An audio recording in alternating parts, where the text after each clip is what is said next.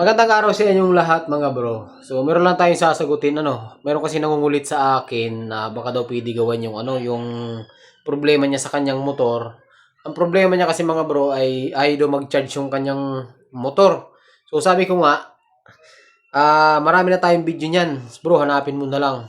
Pero hindi niya daw makita kaya nagre-request siya na baka daw pwede nating gawa ng video. Ano yung dahilan bakit ayaw mag-charge ng kanyang motor. So, ito mga bro, sasagutin natin. Kung alam nyo na po ito, huwag nyo na pong panoorin kasi ito ay ginawa ko lang doon para doon sa nagtanong. Kasi marami na po akong video nito. So, bago natin umpisahan, yung mga bago pa lang po dito sa ating channel at kung mahilig po kayo sa mga ganitong video, huwag nyo pong kalimutan mag-subscribe and hit the notification bell para po palagi kayong updated tuwing mag-upload po tayo ng mga panibagong tutorials. So,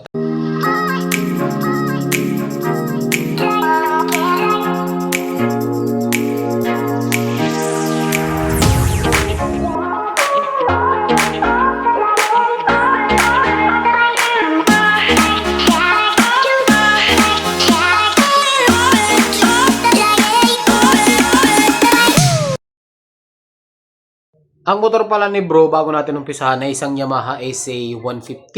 So, yung version 1. So, matagal niya na daw itong problema.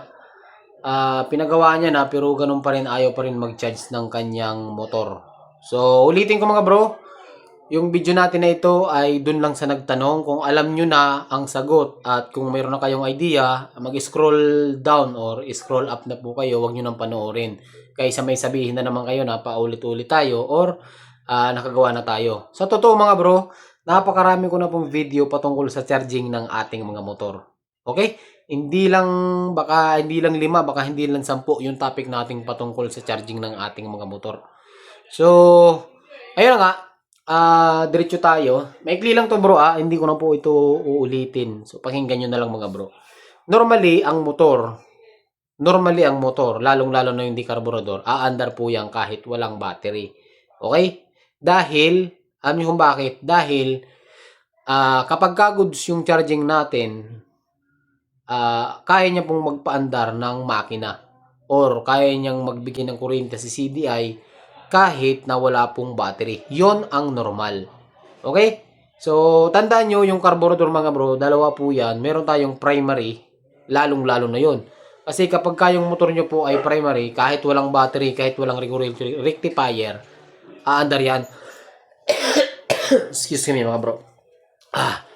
Yung mga primary mga bro, kahit walang battery, walang regulator rectifier, aandar po yan. Pero wala po kayong ilaw, walang busina, walang headlight, wala pong signal light, no? Yung mga battery operated naman, hindi po aandar yan ng walang battery kapag wala ring regulator rectifier. So, yun po ang mga principle ng mga good condition na mga engine or na mga motor. So, punta tayo doon. So, kapag ayaw mag-charge ng motor nyo, bro, pag ayaw mag-charge ng motor nyo, bibigyan lang kita ng mga tips or yung mga dapat nyong i-check at ipapaliwanag ko rin sa inyo kung ano yung mga function ng bawat parts na sasabihin ko. Kapag ayaw mag-charge ng battery, unang-una mong gawin dyan is i-check mo yung battery. Okay? I-check mo muna yung battery. Yung battery mo ba ay goods pa? Kasi kung ang battery mo ay may patay na cell, okay? Kung ang battery mo ay may patay na cell tapos sira na talaga, kahit goods ang charging mo, hindi pa rin siya mag-charge. Okay? Ang masama pa niyan, yung battery minsan kapag kasira, humihigop siya ng power. Meron naman nag-overcharge, meron naman humihigop na kahit good yung charging mo, pagdating sinalpa ka mo ng battery pangit na or pasira na, lalong nawawala yung charging niya kasi kinakain niya. Okay, so unang-unang i-check mo is yung condition ng battery, kung goods pa ba or sira na. So, paano ba malalaman? Siyempre, kailangan mo po dyan ng hygrometer or voltmeter na lang or yung multimeter tester. So, kailangan mong i-check yung condition ng battery kung goods or sira na. So, anin mo na lang bro kasi yung tinatagal kasi ng battery is maximum umaabot po yan ng 3 to 4 pag 3 years sulit na po yun na kailangan nyo na magpalit ng battery. So, malalaman mo naman yon bro kung palitin na or hindi na siya nag-charge kasi hindi na siya nakakapag-push start, yung busina niya pause na, tapos pagka umandar yung motor mo, malalakas na naman ulit siya. So, yun na yung una, yung battery. Okay? I-check mo muna kung goods or sira na. Ngayon, ipagpalagay natin na sira, syempre kailangan mo lang palitan. Okay. Ngayon, kung sira na yan, kailangan mo palitan. Eh kung buo pa, ayaw talaga mag-charge. So, ito na yung sasabihin kong mga parts na dapat mong i-check.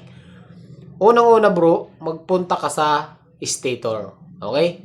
Yung stator, yun po yung nakakabit dun sa makina, sa may malimit yan, sa may may left side, dun sa may magneto side. Nandun po yung stator. Ang stator po is para siyang alternator, sa sasakyan.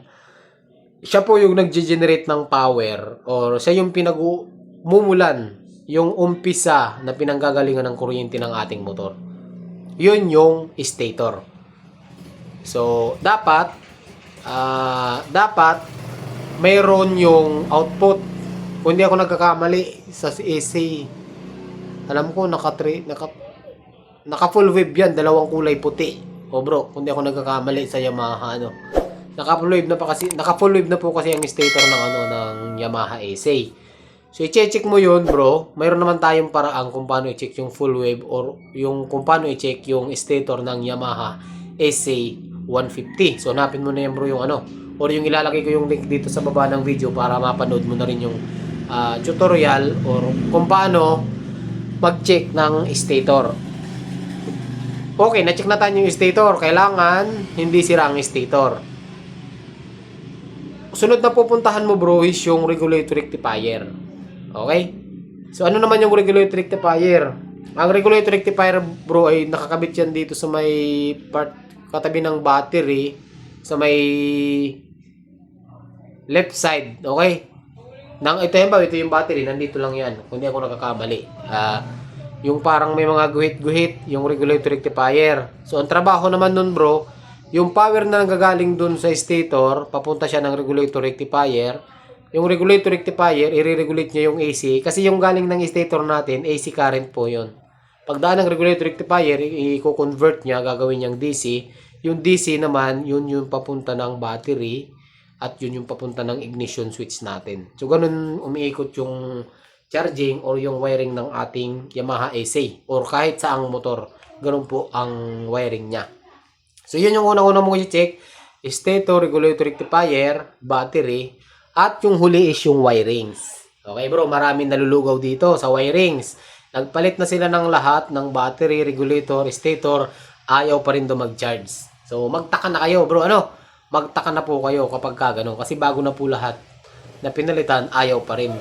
So, kailangan alamin nyo rin yung wiring, yung point to point. Kunin nyo yung sa stator, nakakatawid ba siya ng rectifier, hindi ba siya loose connection, yung galing ng rectifier, yung output papunta ng battery, hindi ba siya loose connection, hindi ba siya putol. So, i-consider nyo po yun. Laging ganun dapat ang pagtutroubleshoot ng wirings. So, kasi bro, kapag dun sa sinabi ko mayroon isang malfunction or mayroong isang sira na, hindi po talaga mag-charge yung battery. Okay? Hindi po mag-charge yung battery. Ngayon, mayroong mga pagkakataon na nasisira yung magneto pero napaka-selan or napakabihira po mangyari na ganon. Kasi nakakapag-encounter na po tayo niyan, pinalitan na lahat, ayaw pa rin mag-charge. Ang problema is yung stator, yung magneto niya, mahina na yung magnet niya. So hindi na nakakapag-generate ng kuryente. So bibihira po mangyari yun. May solusyon naman tayo doon. Ang ginagawa natin ay naglalagay tayo ng capacitor sa battery para ma-booster, para lumakas ulit yung charging ng ating mga motor.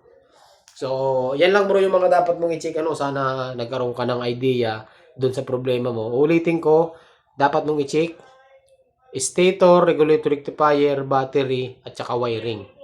Yan lang po yung mga dapat na pag-focusan mo kung charging lang naman yung problema mo. Kasi nandyan lang talaga yung salarin niya. Kailangan mo lang isa-isahin. Kailangan mo lang hanapin kung nasaan yung problema. So, sana maliwanag bro. Kung mayroon ka pang hindi naintindihan at gusto mo linawin natin, i-comment nyo na lang, mag-comment ka na lang bro at sasagutin po natin yan. So, meron kasi tayong lakad mga bro. Hanggang dito lang yung video natin. Shout out ulit sa mga solid na subscribers natin. So, hanggang dito lang. Magandang araw sa inyong lahat at ride safe lagi.